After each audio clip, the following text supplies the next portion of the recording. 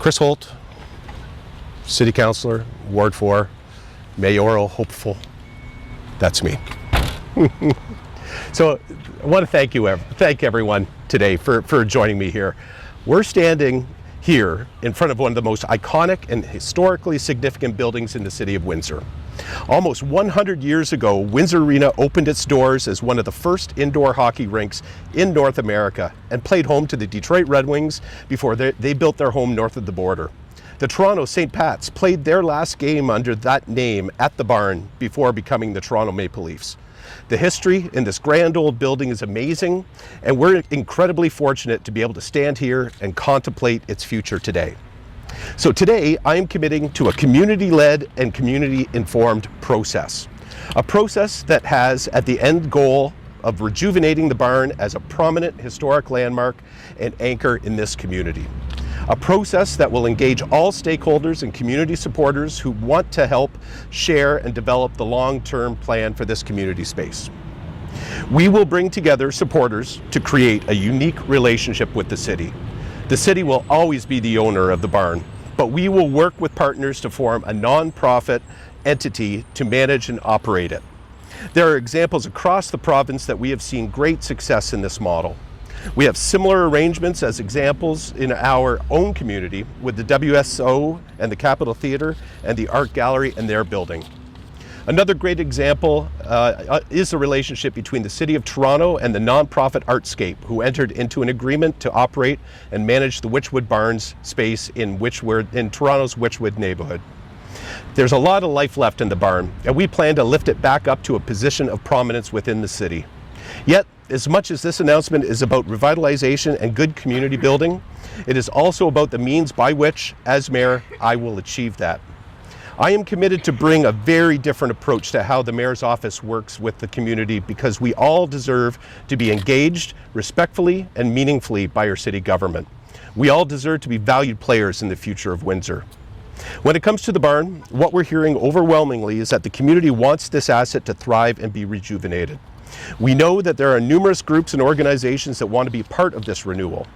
We also have support from local entrepreneurs and philanthropists who have deep family ties to this special part of our history. The historical preservation of this property alone merits our collective attention. I commit to working with these community partners to make the new barn a reality. The vision would see the barn become a flexible community hub. It would be the proud home of the Windsor Express professional basketball team, but it would also be able to adapt and morph into a wide-ranging community space. Groups like the YMCA could run camps and day programs from it. It would be available to local artists and musicians for exhibitions, events, and concerts, and be accessible to schools for graduations and convocations. The possibilities and opportunities are many. But to simply focus on this one building without viewing it in the larger context of the community would be doing a disservice to this neighborhood. Windsor Arena sits in an incredibly important site steeped in the history of our Black community. The McDougall Street Corridor was once the epicenter of the Black community in Windsor and home to the highest concentration of Black-owned businesses in the city. In the late 50s, a large-scale urban renewal project saw the destruction of Black families' homes, Black-owned businesses, and Black churches in the McDougall Street Corridor. The destruction of the McDougall Street Corridor neighborhood signaled a deep loss for the city's Black community. Over time, the collective memory of the neighborhood has faded as well. So today, I'm committing to work with the Black community to help us reestablish ties to this neighborhood by creating a Black cultural and historical district. By reclaiming the corridor's prominence and pivotal role in Windsor's history, we hope to rejuvenate not only this corner, but this entire neighborhood in the core. I'm humbled to be picking up this baton after so many in the community have brought it this far. I look forward to collaborating with them and others in this community on such a special space. Imagine what we can accomplish when we work together. Thank you all so much. How much is this plan expected to cost? So there is no real plan right now. So what I'm committed to is actually engaging in a process with everybody who's brought forward an interest with working towards the idea of this. We've all seen ideas that are out there, but they haven't been properly vetted in the real way with the entire community and all the community stakeholders. So what I'm committing to now is an actual conversation, a collaborative approach with not only the Windsor Express but the YMCA, we've been in contact with them for many years now, and this is something that's widely wanted. So we've the original EOI process that we went through put an inordinate amount of responsibility on the Windsor Express.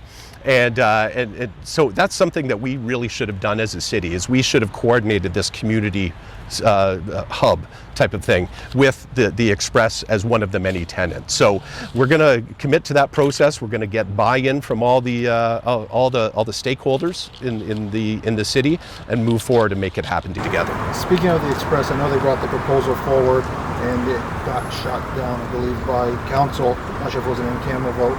But were you in favor of that proposal, or was there some elements that you weren't too keen on? Well, see, the thing about that is it was a very initial proposal, right? I know there was issues with it. I know it wasn't properly vetted through financial terms, that type of thing. But it was the very first step. What I felt the city did was cut down that money tree before it actually started to grow roots, right? We need to continue that conversation. We need to pick up where we left off with the Express and with others as well, just to see what this community hub, this partnership would look like. And doing it through a nonprofit would really empowering the nonprofit to move forward and make this a complete community hub would benefit everybody. So I was supportive of moving forward with having that conversation, but unfortunately it didn't go any further than that. We've seen many proposals for this building over the years, from the school board, from Windsor Express, from the marketplace, I believe, at one time.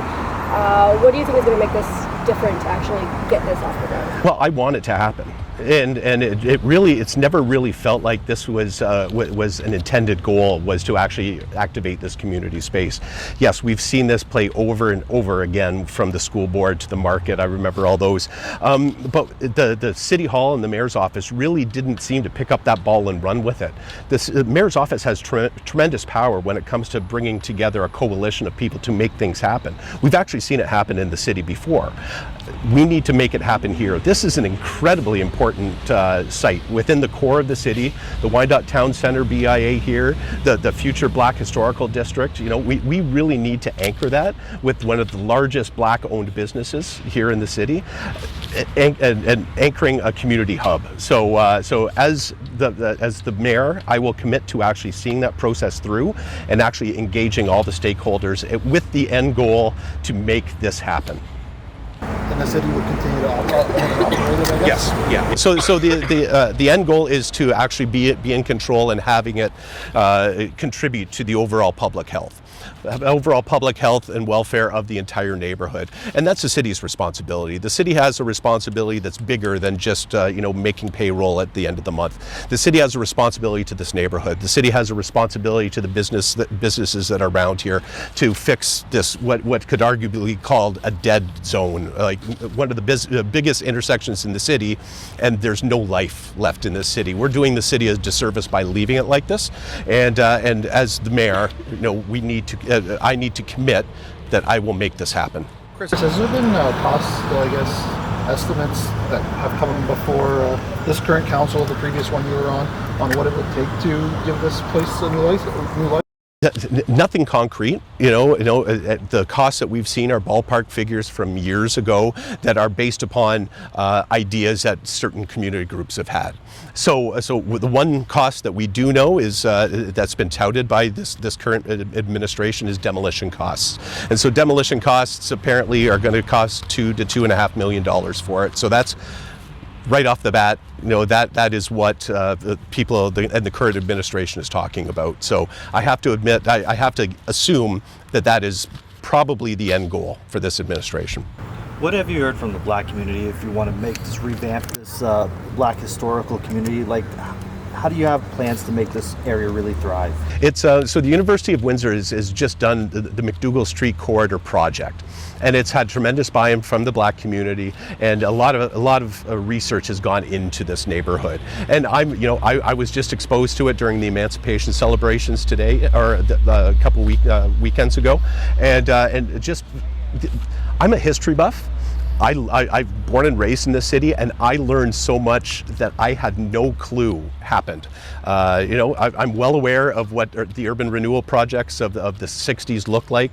I've seen it across all of North America, but to see it happen here and to see it actually decimated a thriving neighborhood, it taught me a lot. It taught me a lot about how we move forward as a community, how we move forward as a city, and I can tell you that the Black community is very behind the idea of moving forward with this and recognizing that history. How do you see this proposal working with the homeless, this hub that's behind here, and where do you see that developing? Well, as you know, so this is just a temporary location for the H4. So we are moving forward with the actual development of a full-time permanent new build for the H4. So what this and what the water world looks like in the grand future of everything is to be determined. Again, we need a process. We need a community-led, community-driven process to actually accommodate what the neighborhood wants, and that's the most important thing. We see far too often community consultations that's merely a questionnaire on the website to tick a box somewhere. We need to have real conversations within the community to determine what is best serving this community. If elected as mayor, this would be one of the top files on your desk to get one of the top priorities, yes.